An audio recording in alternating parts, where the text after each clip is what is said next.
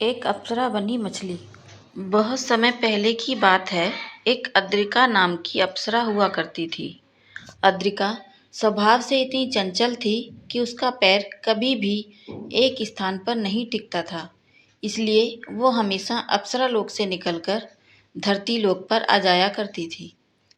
अद्रिका के माता पिता उसे हमेशा समझाते कि वो बार बार धरती लोक पर ना जाए, वरना किसी दिन उसको मनुष्यों के कारण भारी संकट में पड़ जाएगी। लेकिन अद्रिका ने कभी अपने माता पिता की बात नहीं सुनी। वो हमेशा धरती लोक पर जाती रही और अपनी चंचल हरकतों की वजह से कुछ भी ऊटपटांग चीजें करती रही। अद्रिका को जल क्रीड़ा बहुत पसंद था। वो जब भी धरती लोक आती, मन भरकर जल क्रीड़ा करती। एक दिन जब अद्रिका यमुना नदी में जल विहार कर रही थी, तो उसे एक ऋषि नदी में संध्या वंदन करते दिखे। खेल खेल में अद्रिका ने जाकर उस ऋषि की पूजा आराधना भंग कर दी, जिसके बाद उस ऋषि ने अद्रिका को उसी जल में मछली बन जाने का श्राप दे दिया। ऋषि के श्राप से देखते ही देखते अद्रिका एक मत्स्य कन्या बन गई।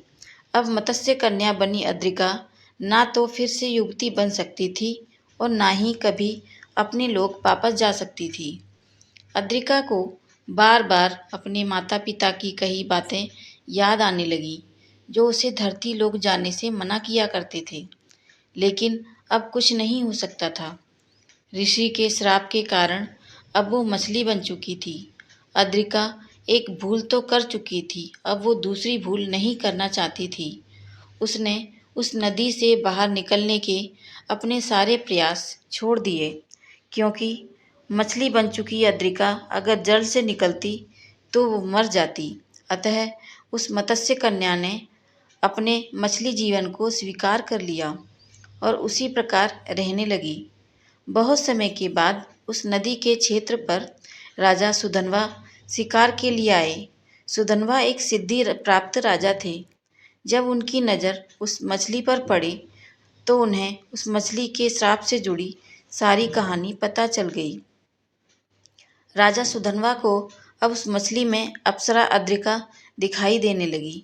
राजा रोज मछली बन चुकी अप्सरा से मिलने आने लगे और फिर राजा सुधनवा के तेज से एक मत्स्य कन्या और एक मत्स्य बालक का जन्म हुआ।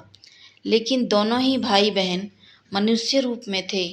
मत्स्य कन्या के पूर्ण युवती होने पर पराशर मुनि की नज़र उस पर पड़ी और वो उस पर आसक्त हो गए और उसी से व्यास मुनि का जन्म हुआ, जो बाद में पुराणों और महाभारत के रचयिता बने। मत्स्यगंधा आगे भी हमेशा युवती बनी रही, जो देवी सत्यवती के नाम से जानी गई। बाद में इन्हीं मत्स्यगंधा का विवाह कुरुवंशी महाराज शांतनु से हुआ था। मेरी ये कहानी आपको कैसी लगी, मुझे कमेंट करके ज़रूर बताएं और मेरे चैनल को लाइक, शेयर और सब्सक्राइब ज़रूर करें। धन्यवाद।